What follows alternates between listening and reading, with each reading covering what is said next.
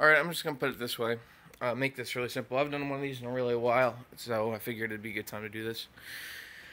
Basically, if you are a person who makes art online or content online who wants to work with other content creators online, at best, you're going to be involved in a parasocial relationship with people who probably don't actually care about you that deeply.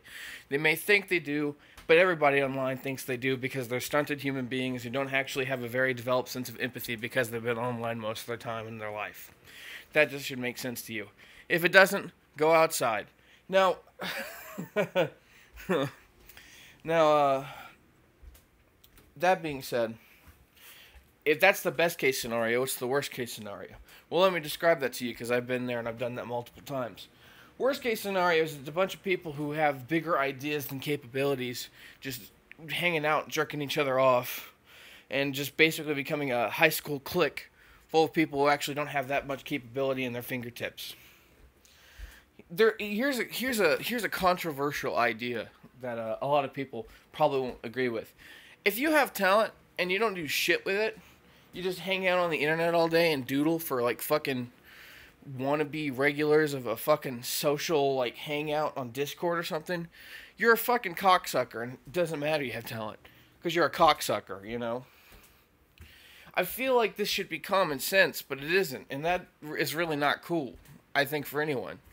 Because if you think about it, it's like, what's the fucking point? Art in real life doesn't work that way. Why does it work like that, on the internet? To be fair, art in real life is also a very social jerky activity, but it's usually done by the rich, so, as far as we go, we're probably fine. And if this offends you, well, I understand that. I'm kind of offensive, abrasive personality. That's fine.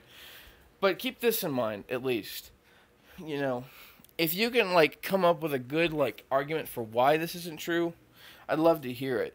Because if you think about it, every internet-centric group that has been online came together to do stuff in their life. And even then, that's when they started becoming successful. There's hardly any crossover between the internet and real life. There just isn't. And if there are, you'll often find that those personalities either convert totally into a real-life scenario because they have to, or they fail. I mean, just like $1 Million to Stream, their tactics, they got on TV, and then their tactics were internet style, and then they Sam Hyde cost them the show. Look at Odd Future, man. I mean, those guys, were pretty much the same area and everything. Most of those guys knew each other in real life after a while. They did stuff, So, the point is this, man.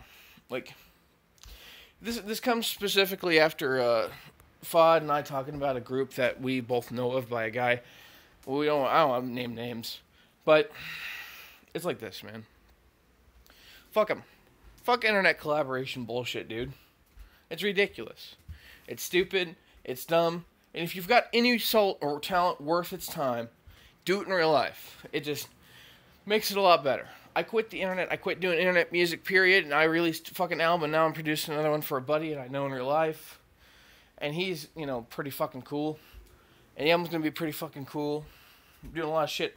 Starting a band, and a bunch of other shit, I don't even want to talk about it yet because it's so, in the works, and I hate announcing shit like that. But that's the plan, man. Just, don't be a fucking cocksucker, okay?